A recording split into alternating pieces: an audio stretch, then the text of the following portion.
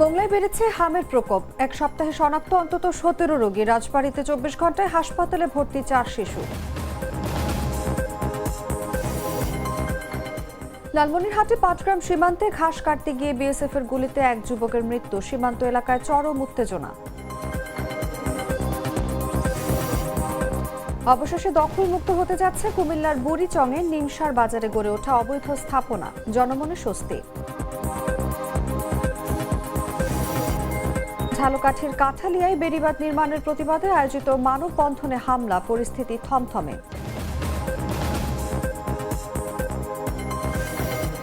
এবং নাটোরের বড়াই গ্রামে দড়ি বেয়ে মসজিদে গিয়ে আজান দেয়া 120 বছর বয়সী সেই দৃষ্টিহীন মুয়াজ্জিন আর নেই।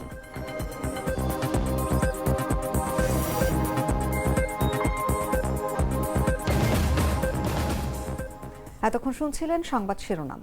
দর্শক, আমন্ত্রণ দেশজুড়ে সংবাদে। সঙ্গে আছি আমি অনুভা বিশ্বাস।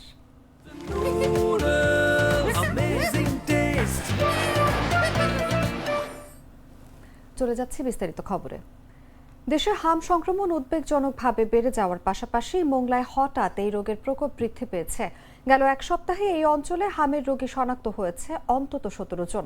সম্ভাব্য শনাক্ত হওয়া এই সব রোগীর নমুনা সংগ্রহ করে পরীক্ষার জন্য ঢাকায় পাঠানো হয়েছে। হামে আক্রান্ত এসব শিশুদের বয়স 2 থেকে 5 বছরের মধ্যে। হামের উপসর্গ নিয়ে 17 জনের মধ্যে 14 জন উপজেলা স্বাস্থ্য কমপ্লেক্স থেকে চিকিৎসা নিয়ে বাড়িতে চলে গেছেন, আর 3 জন হাসপাতালে ভর্তি হন। এখনো হাসপাতালে ভর্তি রয়েছে এক শিশু, আর 2 জন শিশু চিকিৎসা নিয়ে সুস্থ হয়ে বাড়িতে ফিরে গেছে। উপজেলা স্বাস্থ্য ও পরিবার পরিকল্পনা কর্মকর্তা ডক্টর মোহাম্মদ শাহিন বলেন, জ্বর, কাশি, সর্দি ও চাকা ওঠার মতো উপসর্গ নিয়ে শিশুরা হাসপাতালে আসছেন। তাদেরকে প্রয়োজনীয় চিকিৎসা সেবা দেওয়ার পাশাপাশি শরীরের নমুনা সংগ্রহ করে তা পরীক্ষার জন্য ঢাকায় পাঠানো হচ্ছে। তিনি বলেন, সচেতনতাই পারে হামের ঝুঁকি কমাতে। যাদের বয়স 2 বছর হয়ে গেছে তাদেরকে হাসপাতাল সহ পাশের কমিউনিটি ক্লিনিক থেকে হামের টিকা নেয়ার অনুরোধ করেছি।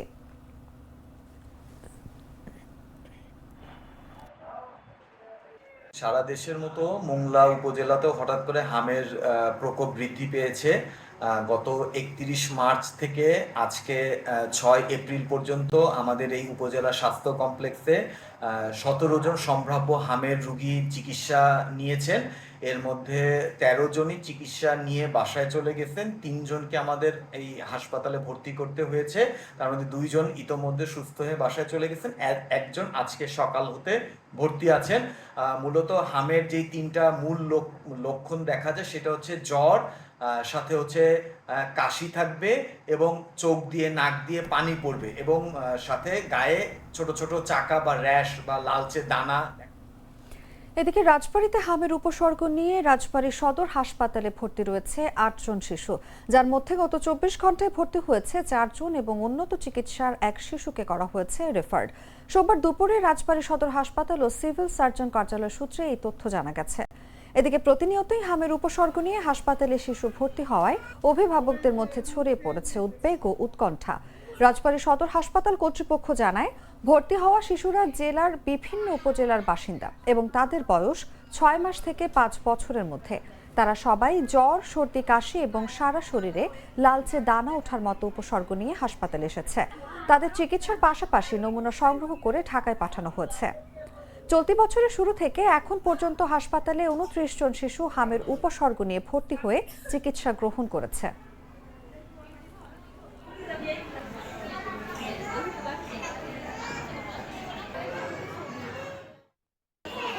ওর যখন প্রথমে জ্বর আসছে, তারপরে গুটা বাড়াইছে। গুটা বাড়ানোর পরে 1 সপ্তাহ বাড়িতে রাখছে। আমরা বাড়িতে রেখে ডাবের পানি, মালটার রস, বেদানার রস এগুলোই খাওয়ানো হয়েছে। তারপরে যখন কমে নাই, তারপরে আনা হয়েছে, এখানে আনে ভর্তি করা হয়েছে। ভর্তির পরে এখন বাচ্চা সুস্থ আছে। আতঙ্কে তো আছেই। আমরা সবসময় দেখি ফেসবুকে মারা যাচ্ছে, হসপিটালে ভর্তি আছে। না, বাবু টিকা পায় নাই। 9 মাসের যে টিকাটা, তখন আর টিকা দেওয়া হয় নাই। হামের উপসর্গ নিয়ে ভর্তি করা হয়েছে। মানে হামটা হচ্ছে মুখে বের হয়েছিল, তারপরে এখানে ভর্তি করার পরে মানে ঠান্ডা কাশি, হামটা এখন নাই, ঠান্ডা কাশিটা বেশি আছে এখন। আমাদের রাজবাড়ীর যে আল্লাহর রহমতে ভালো আছেন, এখানে এখনো মৃত্যুর হার নাই এবং সংক্রমণের হার অতটা বেশি বলবো না। আমাদের এই পর্যন্ত জানুয়ারি থেকে 48 জন রোগী হাম সংক্রান্ত যে সমস্যা থাকে সেই সমস্যা নিয়ে হাসপাতালে চিকিৎসা নিতে আসছেন। সদর হাসপাতাল এবং উপজেলা হাসপাতাল এবং আউটডোরে।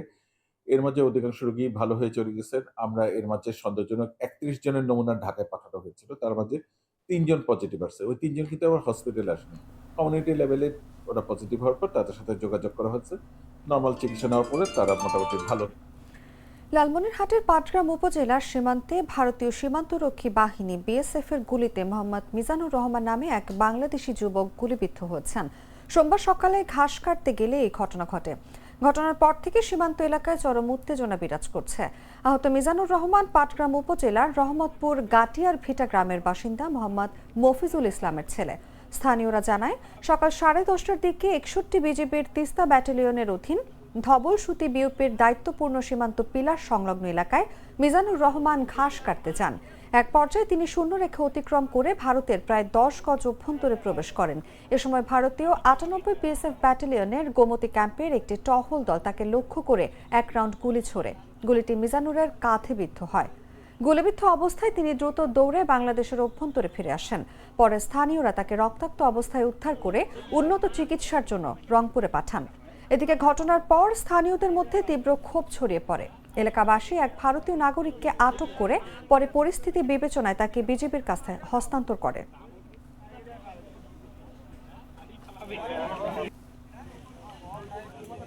কোনো স্মাগলিং হয়, কোনো কিছু নেই। আর আমাদের জমি 826-এর 3S-এর কাছে আমাদের জমি আছে। আমরা ওইখানে সবসময় ওইখানে যাই।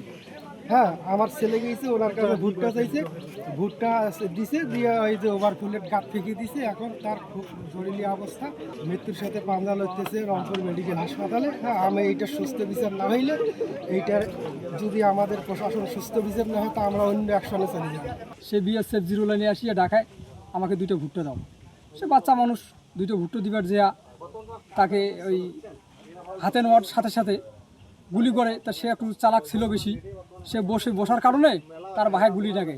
যখন বাহায় গুলি লাগে একটু তাজল ছিল, ভুট্টা বাড়ির তল দিয়ে দৌড় মারিয়া মনে হয় যে বাংলাদেশে এসে লোকজন উত্তেজন হয়। আমাদের একটা ছেলেকে 26-এ সে তার ভুট্টা বাড়ি খেত দেখার কারণে তার কাছে নাকি বিএসএফ ভুট্টা চাইছিল, সেই ভুট্টা দিতে যাওয়ার কারণে তাকে গুলি করে দিছে, তার বাহায় গুলি করে দিছে। সে ওই গুলিবিদ্ধ অবস্থায় ভুট্টা বাড়ির ভিতর দিয়ে বাংলাদেশে ঢুকছে, তাকে আর নিয়ে যেতে পারে নাই। তাকে কোনো রকম নিয়ে এসে তাকে রংপুরে পাটগ্রাম যাওয়ার। আমি তো মশলা বদলে ফেলেছি, এবার আপনিও বদলে ফেলুন। একবার প্রাণ গুঁড়া মশলা ব্যবহার করেই দেখুন। ঢাকা চট্টগ্রাম মহাসড়কের কুমিল্লার বুড়িচংয়ের নিমসার বাজারে গড়ে ওঠা অবৈধ স্থাপনা উচ্ছেদ অভিযান শুরু করেছে সড়ক ও জনপথ বিভাগ। সোমবার সকাল থেকে এই অভিযান শুরু করেন সওজের কুমিল্লা নির্বাহী প্রকৌশলী খন্দকার গোলাম মোস্তফা। এর আগে গত বুধবার উচ্ছেদ অভিযান পরিচালনার ঘোষণা দেয়া হলেও অজ্ঞাত কারণে তা বাস্তবায়ন হয়নি। এ নিয়ে বিভিন্ন মহলে নানা আলোচনা, সমালোচনা ও বিতর্কের সৃষ্টি হয়। বুড়িচং উপজেলার নির্বাহী কর্মকর্তা তানভীর হোসেন জানান, নিমসার বাজারে অবৈধ স্থাপনা উচ্ছেদে অভিযান চলমান রয়েছে। সওজের দায়িত্বরত কর্মকর্তা ও নির্বাহী ম্যাজিস্ট্রেটের নেতৃত্বে এই অভিযান পরিচালিত হচ্ছে। সরেজমিনে দেখা যায়, মোকাম ইউনিয়নের নিমসার পাইকারি বাজার ঘিরে মহাসড়কের দুই পাশে রাজনৈতিক ছত্রছায়ায় অসংখ্য অবৈধ স্থাপনা গড়ে উঠেছে। সওজের জায়গা দখল করে প্রভাবশালীরা শতাধিক দোকান নির্মাণ করে দীর্ঘদিন ধরে ভাড়া আদায় করে আসছে।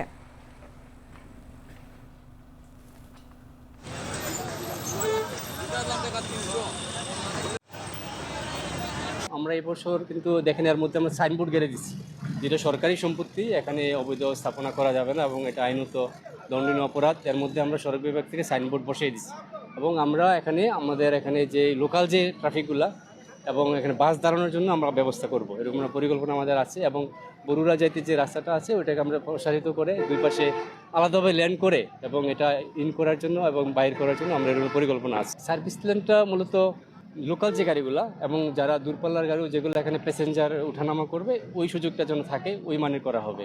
না, এটা আমরা যে দেখাশোনার মধ্যে রাখবো এবং আমরা আগে যে উচ্ছেদগুলো করেছি এর মধ্যে কিন্তু আর কোনো স্থায়ী স্থাপনা আসলে তৈরি হয়নি। আগে একটা সময় এখানে স্থায়ী স্থাপনা ছিল, যে স্থাপনাগুলো এখন আছে টোটালি এটা টেম্পোরারি, এগুলো যেন আমরা সরিয়ে দিলাম এবার।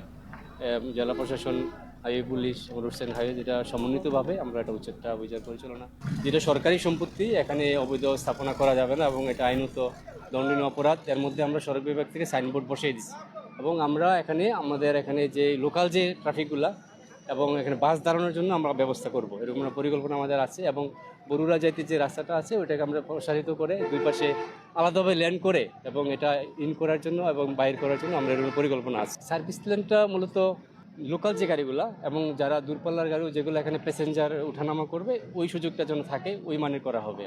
না, এটা আমরা যে দেখাশোনার মধ্যে রাখবো এবং আমরা আগে যে উচ্ছেদগুলো করেছি এর মধ্যে কিন্তু আর কোনো স্থায়ী স্থাপনা আসলে তৈরি হয়নি। আগে একটা সময় এখানে স্থায়ী স্থাপনা ছিল, যে স্থাপনাগুলো এখন আছে টোটালি এটা টেম্পোরারি, এগুলো যেন আমরা সরিয়ে দিলাম এবার। জেলা প্রশাসন, highway police, road and highway যেটা সমন্বিতভাবে আমরা এটা উচ্ছেদটা অভিযান পরিচালনা করছি। বাছাইকৃত লাল সরিষার দানা থেকে তৈরি হয় প্রাণ সরিষার তেল, আসল ঝাঁঝে আসল স্বাদে। আমি তো মশলা বদলে ফেলেছি, এবার আপনিও বদলে ফেলুন। একবার প্রাণ গুঁড়া মশলা ব্যবহার করেই দেখুন। আমি তো মশলা বদলে ফেলেছি, এবার আপনিও বদলে ফেলুন। একবার প্রাণ গুঁড়া মশলা ব্যবহার করেই দেখুন।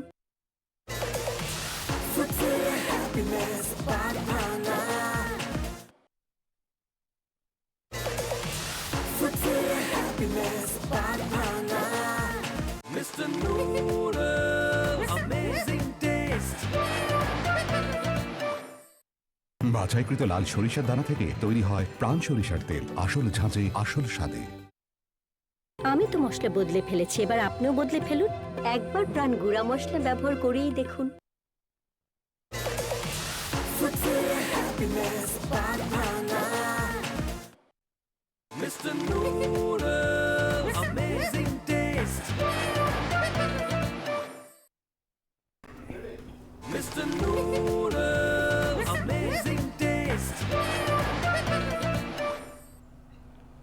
ঝালকাঠির কাঠালিয়া উপজেলার পশ্চিম আউড়া গ্রামের তালতলা খাল সংলগ্ন বেড়িবাঁধ নির্মাণ কাজে বাধা দেওয়ার প্রতিবাদে আয়োজিত মানববন্ধনে হামলার ঘটনা ঘটেছে।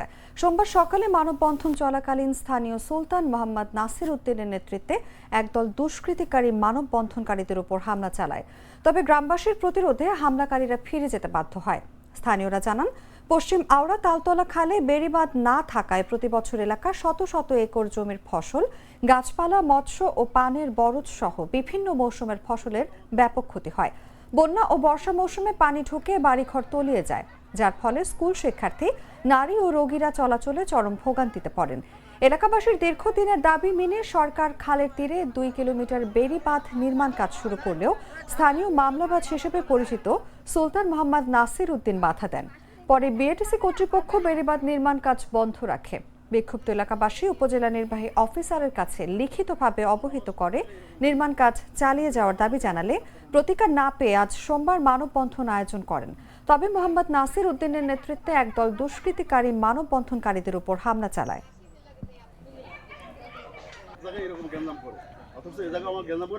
ছোট বাচ্চারা আসা যাওয়া করতে পারে না, তারা এইখান থেকে যে হাঁটবে, হাঁটার মতন কোনো পরিস্থিতি নেই।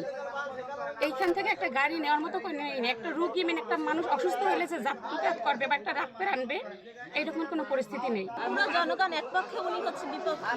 উনি তো জনগণের সেবা মানে মানুষের সুবিধা দেখবে, কিন্তু উনি দেখেন উনি মানুষকে থ্রেট করে যে কেউ যদি কোনো একটা কথা বলে সবাই ভয়ভীতি দেখায়, মামলা হইবে। সরকারি বেড়িবাঁধ কাজ 80% হয়েছে, 20% আসে। নাসিরউদ্দিন পূর্বে স্যার যে বিগত আরও মামলাবাজ, সে আরও চাঁদাবাজ, সে কাজ বন্ধ করে দিছে। কিন্তু এখানে মানুষের খুব দুর্ভোগ বলতে এখানে কোনো গাড়ি, কোনো অ্যাম্বুলেন্স বা কোনো কিছু একটা বিপদ অগ্নিসংযোগ আসলে যে আসবে, এরকম আসার কোনো পরিস্থিতি এখানে নাই। তো আমরা সরকারের কাছে অনুরোধ আবেদন জানাই যে এই বেড়িবাঁধ অতি দ্রুত কাজটা যেন কমপ্লিট করে, এজন্য আমরা তার কাছে সবিনয় অনুরোধ জানাচ্ছি। কলেজের প্রভাষক নাসির হাওলাদার, উনি এই কাজে বাধা দিয়েছে এবং আমির মাস্টার, এরা এই কাজে বাধা দিয়েছে। সরকারি খাল দখল করে তারা ঘর দুয়ার উঠে এনেছে, সরকারি কাজে বাধা দিয়েছে, আমাদেরকে খুব দুর্ভোগে রাখছে। আমাদের অনেক ক্ষয়ক্ষতি হয়েছে, মসজিদ, কবরস্থান, গাছ টাছ ভাঙিয়ে টেঙে ওদিক দিয়ে কাটিয়ে আসছে, কিন্তু এই জায়গায় এসে অল্প একটু জায়গার জন্য তারা বাধা দিয়েছে, তারা কাজ করতে দিতেছে না। এখন আমাদের এলাকাবাসী যদি একটা লোক অসুস্থ হয়। নাটোরের বড়াই গ্রামে এক অনন্য জীবনযুদ্ধের প্রতীক দৃষ্টিহীন মুয়াজ্জিন আলহাজ মোহাম্মদ আব্দুর রহমান আর নেই। রোববার সন্ধ্যা 6:30টায় বার্ধক্যজনিত কারণে তিনি ইন্তেকাল করেছেন। সোমবার সকালে বড়দেয়া সরকারি প্রাথমিক বিদ্যালয় মাঠে অনুষ্ঠিত তার জানাজায় অংশ নেয় এলাকার অসংখ্য মানুষ। প্রায় 115 বছর বয়সী আব্দুর রহমান দীর্ঘদিন ধরে ছিলেন এলাকার অনুপ্রেরণা। প্রায় 19 বছর আগে দুর্ঘটনায় দৃষ্টিশক্তি হারালেও থেমে যাননি তিনি। বাড়ি থেকে প্রায় 200 মিটার দূরত্বে নিজস্ব জমিতে নির্মিত মসজিদে নিয়মিত আজান ও নামাজ আদায় করতেন। পরিবারের সহায়তায় বাঁশ ও দড়ি টেনে তৈরি করা পথ ধরে তিনি প্রতিদিন মসজিদে যেতেন। 2011 সালে হজ পালন শেষে নিজ উদ্যোগে মসজিদ নির্মাণ করে সেখানে অবৈতনিক মুয়াজ্জিন হিসেবে দায়িত্ব পালন শুরু করেন। 5 ওয়াক্ত নামাজে ইমামতিও করেছেন দীর্ঘদিন। তার সন্তানদের ভাষ্য, শারীরিক সীমাবদ্ধতা সত্ত্বেও তার দৃঢ় মনোবল ও ধর্মীয় নিষ্ঠা সবার জন্য উদাহরণ।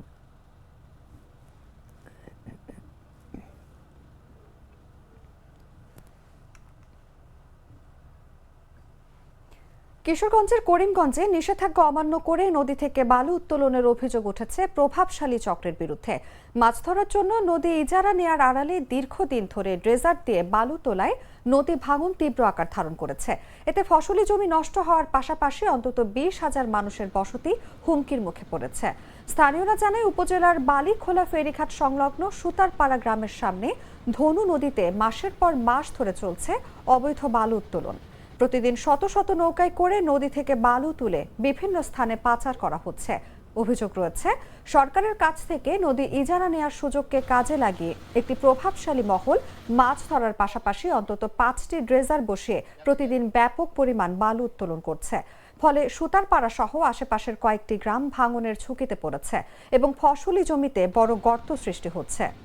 স্থানীয় বাসিন্দারা জানান, বর্ষা শেষে নদীর তীরের জমিতে তারা আলু, ভুট্টা ও মরিচ সহ বিভিন্ন ফসল চাষ করতেন, কিন্তু অপরিকল্পিত বালু উত্তোলনের কারণে এসব জমি দ্রুত বিলীন হয়ে যাচ্ছে। অভিযোগ করেও কোনো প্রতিকার না পাওয়ায় তারা হতাশ ও আতঙ্কিত। অভিযোগের বিষয়ে করিমগঞ্জ উপজেলা নির্বাহী কর্মকর্তা তাহমিনা আক্তার বলেন, ইজারার শর্ত ভঙ্গ করে পরিবেশের ক্ষতি করা হলে প্রশাসন কঠোর আইনগত ব্যবস্থা গ্রহণ করবে। 50 একর জমি আমরা ভাঙিয়ে নিছি। এরপরে এটা যারা যারা বাংলা কুদ আছে, এরা খুব শক্তিশালী মানুষ, এরা সাথে কেউই পারে না। এরা আমরা বাধা দিয়ে দিলে আমরা বাজারে কাটতে এলাম। মাছ ধরার সাথে সাথে এরা ড্রেজার দিয়ে অবৈধভাবে বালু উত্তোলন করতেছে প্রায় 10-12 বছর যাব। এরা যারা নদী শাসন করে এরাই বালু উত্তোলন করতেছে অবৈধভাবে। এদের মধ্যে 1 নম্বর হলো দিলওয়ার, 2 নম্বর নিবন্ধচন্দ্র বর্মন, 3 নম্বরে শরীফ, 4 নম্বরে কাবিরুল, 5 নম্বরে জাকিরুল, 6 নম্বরে সাদ্দাম, 7 নম্বরে হোসেন, 8 নম্বরে রইসুদ্দিন ভুইয়া। এরা বিএনপির লোক, এরা বিএনপির ক্ষমতা আছে। এরা এই গ্রামে প্রায় 20,000 মানুষ। এই 20,000 মানুষে বসবাস করার মতো তার মতন বাউল। এই নদী প্রায় 5 কিলোমিটার দূরে নদী ছিল। নদী অঙ্ক আয় হচ্ছে 1 কিলোমিটার দূর লইছে আয় হচ্ছে গ্রামের কাছে। নদীর যে স্বাভাবিক প্রবাহ বা নদীর যে পরিবেশগত যে বিষয়গুলো সেগুলো যেন ক্ষতিগ্রস্ত না হয় সেই শর্তগুলো কিন্তু জুড়ে দেওয়া হয়েছে এবং একই সাথে পরিবেশের রক্ষার জন্য কিন্তু সামাজিক বনায়ন এবং অন্যান্য বিষয়গুলো দেখভাল করার জন্য বলা হয়েছে। এখনো পর্যন্ত আমাদের বিভিন্ন অভিযোগের প্রেক্ষিতে উপজেলা প্রশাসনের পক্ষ থেকে বেশ কয়েকবার মোবাইল কোর্টের অভিযান পরিচালিত হয়েছে এবং কর্তৃপক্ষের সঙ্গেও কথা বলা হয়েছে। উপজেলা প্রশাসনের পক্ষ থেকে ব্যবস্থা নেওয়া হবে। সংবাদ শেষ করার আগে শিরোনামগুলো জানিয়ে দিচ্ছি আরো একবার।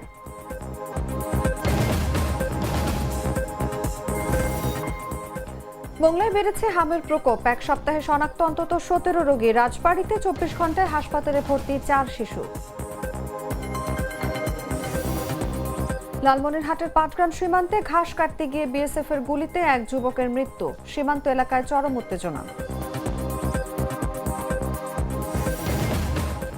অবশেষে দখলমুক্ত হতে যাচ্ছে কুমিল্লার বুড়িচংয়ের নিমসার বাজারে গড়ে ওঠা অবৈধ স্থাপনা। জনমনে স্বস্তি। ঝালকাঠির কাঠালিয়ায় বেড়িবাঁধ নির্মাণের প্রতিবাদে আয়োজিত মানববন্ধনে হামলা। পরিস্থিতি থমথমে।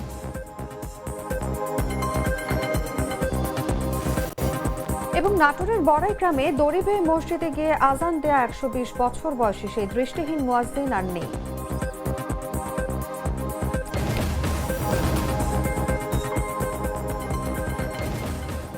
দর্শক, এই ছিল এখনকার মতো।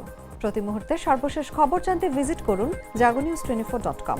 ফলো করুন আমাদের ভেরিফাইড ফেসবুক পেজ এবং সাবস্ক্রাইব করুন জাগো নিউজের ইউটিউব চ্যানেল। ধন্যবাদ সবাইকে।